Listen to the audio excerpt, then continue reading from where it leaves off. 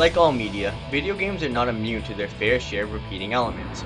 For example, a contained area in a particular location finalized with the defeat of a powerful foe that was corrupting the area. Some of these are standard to the medium. But then there are these things. Tropes so thin and contrite that you can see them from a mile away and yet are still found all the time. This is a list dedicated to the most stupid of them. The ones that make you want to turn off the game in disgust as soon as you see them. The top 15 worst cliches in gaming. For this list, the cliches must only be found in video games, so things like amnesia are exempt. We also feel we should say this. Everything on this list has been done right at one point or another. However, for the most part, they are not, which is why we hate them so much. So, with all that said, let's get started!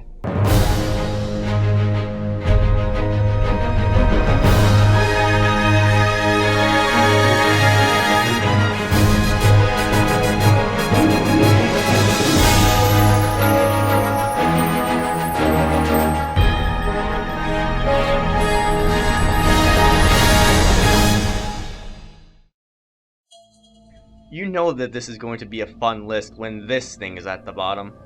Forced failure situations are forced loss battles, but on a bigger scale. It's when a game forces you to complete a section of a game or a boss fight, even though in the next cutscene you die anyway. And the player is left with only one thing on his mind. What was the point of that? Are there games that have used this well? Yeah.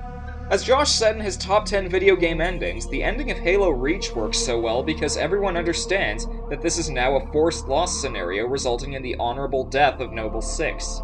The same can also be applied to Final Fantasy Crisis Core and by extension Mega Man X. But in almost all other cases, the player doesn't know this, which is pretty annoying. A great example of this from FPS games would have to be the No Russian from Modern Warfare 2. You fight through waves of hard-to-beat SWAT teams in the second leg of this mission, especially if you don't want to kill them, and are greeted with Makarov shooting you and leaving you for dead. Question: would it have made any difference if I died during the shootout? Which I did. A lot. This also happens in Modern Warfare a few times, but a key one would have to be the mission where you're trying to corner Zakhaev's son. You can shoot and kill him in the street and get a game over, or corner him to the top of a building where he shoots himself in the face. There is also one from Battlefield 3, which attempts to rip off Halo Reach's ending but fails. While in Halo Reach, you know you can't survive and this is just showcasing an honorable way to go down fighting. In Battlefield 3, you are given a faint glimmer of hope by them saying you will be rescued in 15 minutes. It is impossible. So we ask you, why instill us with these pointless hopes? Now before you RPG fans get on your high horses, RPGs are some of the worst users of this trope since you start to waste your items in order to defeat the boss only to realize it was all for naught. Hey there, Blue Dragon! Some other games that use this are Mass Effect 2, Demon's Souls, Arkham Asylum, Mario and Luigi Partners in Time, Paper Mario, Thousand Year Door, Kingdom Hearts, Red Alert, Thousand Year Door again, Kingdom Hearts 2, Force Unleashed, Thousand Year Door yet again, all the Suikoden games, Naruto Clash of the Ninja, X-Men Origins, Dragon Ball Z Budokai Tenkaichi 2, God of War 2, and Aquaria. Who the hell's an Aquaria? Dude, someone just had to end that segment.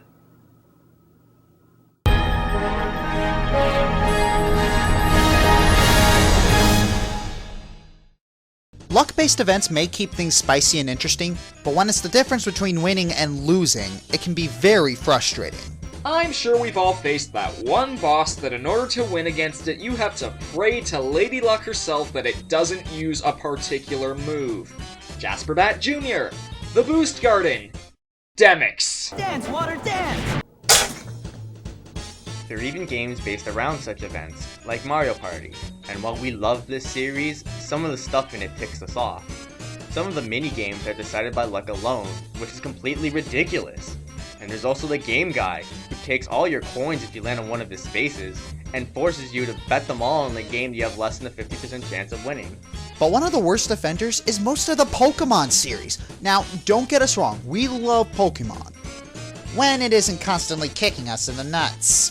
Ever got that warm, fuzzy feeling when you accidentally fainted a Pokemon with a critical hit that you desperately wanted to catch? And I'm sure we're all well aware of the sheer fun we had searching the planet for those legendary dogs, seeing as every time you entered a new city or route, they moved to the other side of the bloody planet. Or even one of the series' core concepts. Catching Pokemon, while incredibly satisfying, is one of the most frustrating gameplay mechanics in gaming history. Yes. Yes. Yes.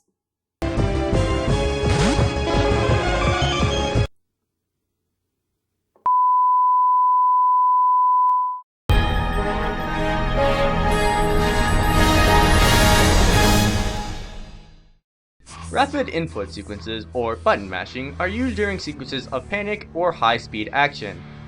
And while that might help with the immersion somewhat, it kinda breaks down with the physical injury involved to do them.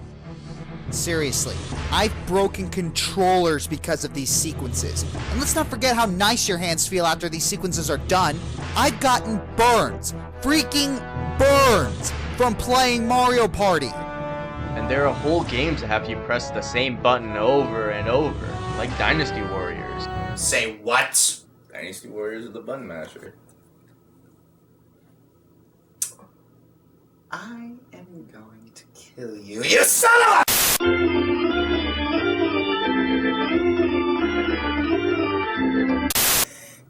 Sorry about that. Let's move on. It's not a button masher! It's not a... Quiet!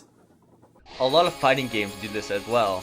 Def Jam, Sonic Fighters, Dragon Ball Z Burst Limit, Dragon Ball Budokai 2, Naruto Ninja Storm.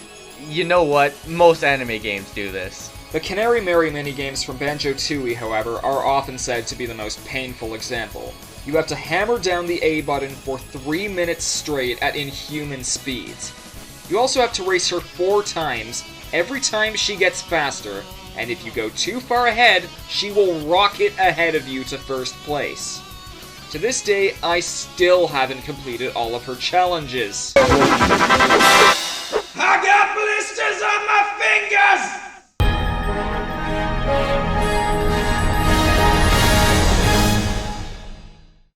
Cover systems have spread like cancer to pretty much every third-person game out there. And while some games use them well, for the most part they're completely unneeded. Cover systems are not realistic, impractical, and unnecessary for most games. If you played one cover system, you may as well have played them all. And the battles are so predictable too. I mean, there's so many of them you can make a guide out of them. Which we have, in fact. We did. The official guide to cover systems. Step 1. Duck behind wall. Step 2. Focus on enemy. Step 3. Wait for enemy to show its head. Be patient as this part usually takes a long time. Step 4. Get perfect headshot. Step 5. Move to next wall. Repeat steps 1 through 5 until all enemies are eliminated. I don't know. I really don't mind them. But it's so unrealistic. I mean, getting a perfect headshot without seeing him at all the moment he pokes his head out, that's stupid. How the hell would you know? Why don't you join the actual army and find out? Alex, number transition. Number transition. Number transition.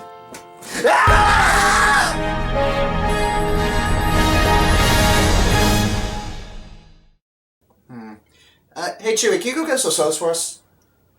The pop? Sure. Anytime now, Chewie. I'm trying. The heck? I can't use the force. No soda?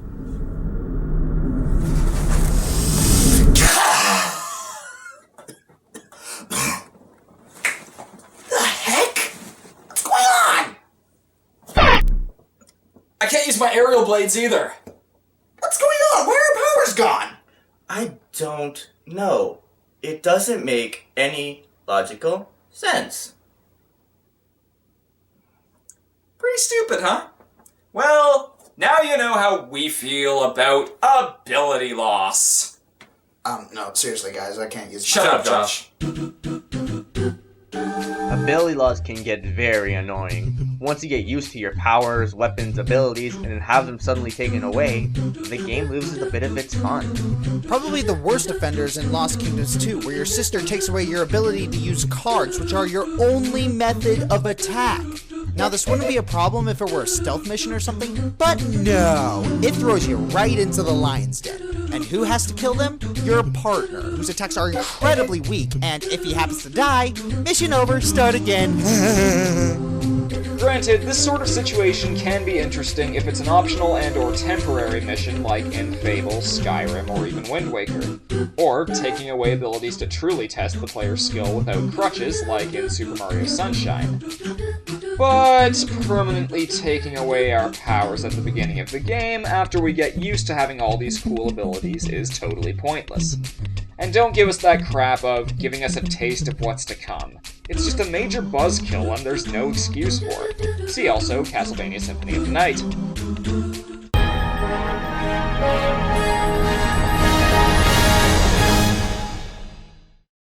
Save points are one of the oldest game mechanics out there, and a lot of games have done them well. Some, like Skyward Sword and Dead Space, have a lot of them well paced throughout the game, not too far and not too close. Others, like the Mario & Luigi RPG series, strategically place them to let you know a boss battle is coming next. Or Legend of Dragoon, which allows you to save outside of save points. But the problem we have with a lot of games that use save points is when they are too few and far between. Save points have been used well before, but for the most part, they're just an unnecessary inconvenience. This is especially irritating in the Metroid series, where if you want to stop playing, you're forced to travel halfway across the map to find a save station. Hell, most Metroidvanias like Symphony of the Night are guilty of this trope as well. This is also one of the numerous reasons why I hate Pokemon Colosseum. The game didn't waste my time enough? No, it has to throw in save points as well. The biggest offender, however, is Resident Evil 4, with some very unnerving spacing in between each typewriter. The earlier Final Fantasies utilized save points to death as well, particularly Final Fantasy III. The actual one, where the daunting lack of them will be the bane of your sanity. Not to mention other big offenders like Yu-Gi-Oh! Reshift the Dark Being with its single save point, Harry Potter Chamber of Secrets for the GBA that likes to mix stealth missions and no save points, and Neopets the Darkest Fairy, which has a few scattered around the entire map. What?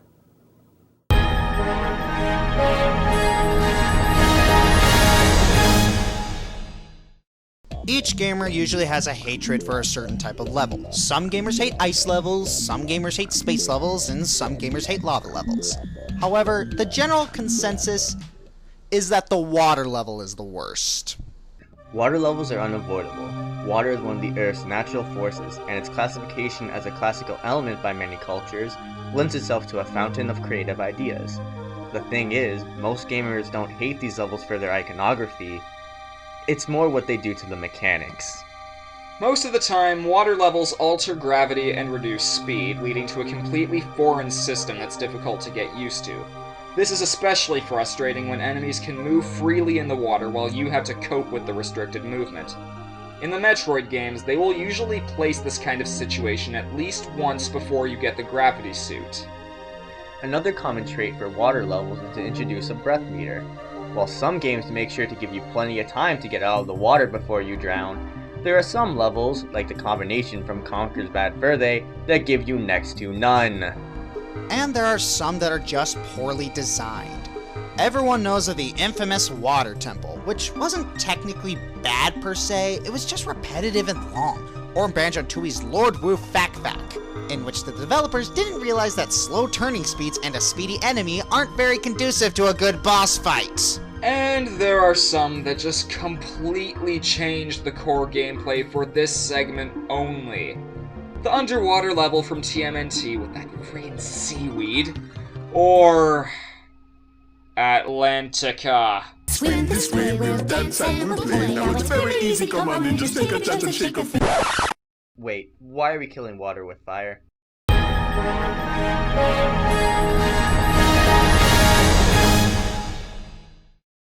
A lot of gamers see cutscenes as gameplay breaks or an attaboy for getting past certain segments.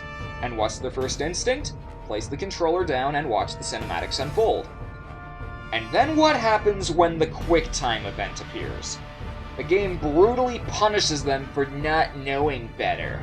Now, to be fair, this has been done right on a few occasions. In Kingdom Hearts 2, the QUICKTIME events are there just to make the battles a little easier.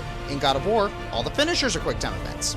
In No More Heroes 2 and Mad World, there's always a QUICKTIME event after you beat a boss, and it constantly puts them into the combat. In Metal Gear Solid, the QUICKTIME events are purely for story reasons and not mandatory. Or even Heavy Rain, where the entire game is QUICKTIME events, so they're kinda hard to miss. But despite the examples we listed, QUICKTIME events have rarely been done right. The thing that bugs us the most about them is that we are almost never prepared for them, and these segments are usually the difference between survival or an instant game over. The failure of QUICKTIME events usually fall into these categories. A, not being given enough time to react. B, having very few in the course of the game. C, the event is the difference between you surviving or dying. And sometimes developers like to combine QUICKTIME events with button mashing. Try and guess how we feel about those. What, does Chris suddenly think he's from Turkish Star Wars?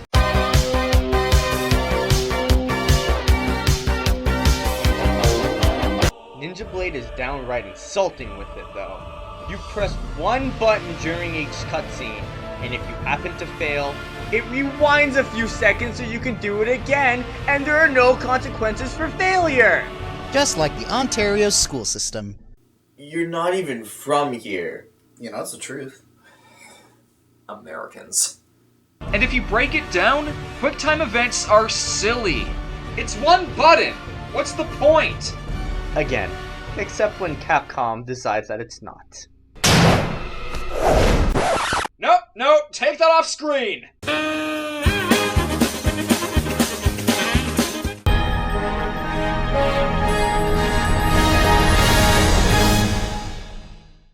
Bosses are a core concept of a game. As we said in the previous video, they're pretty much a quiz to the player that tests their knowledge of the game up to that point, in enemy form. So why do we have to be constantly tested again on the same material? Boss rushes are irritating. For the most part, they are just lazy ways to fill in space before the final boss. People make the arguments that they build up the final boss. They do not. Boss rushes can be forgiven if the bosses themselves are fun and if the battle is short, like what they did in Kid Icarus Uprising. Or if it's not mandatory to complete the game, like pretty much every Kirby game. But unfortunately, this is not always the case. Which is the worst offender? Every Capcom game. Ever. Don't believe me? Well... In Okami, during the Arc of Yamato section, you have to fight Ninetales, Crimson Helm, Blight, the Spider Queen, and Orochi all over again. These are all long boss fights, and the fact that they didn't include one of the game's major bosses makes this segment of the game not just blatant padding, but also ill-conceived due to how unbalanced this boss rush is. Did we really have to fight Orochi a third time? Many Mega Man games, Beautiful Joe, and Devil May Cry 3 do this as well. But Capcom isn't just the only guilty offender. Multiple Zelda games force boss rushes on you, and it's kinda hit or miss depending on the boss. I'm sure we're all well aware of the notorious Great Maze from Brawl. That was just laziness incarnate. When it's all said and done, forced boss rushes are just unnecessary and time-consuming. There are other ways of building tension before a final battle, and these often add it falsely.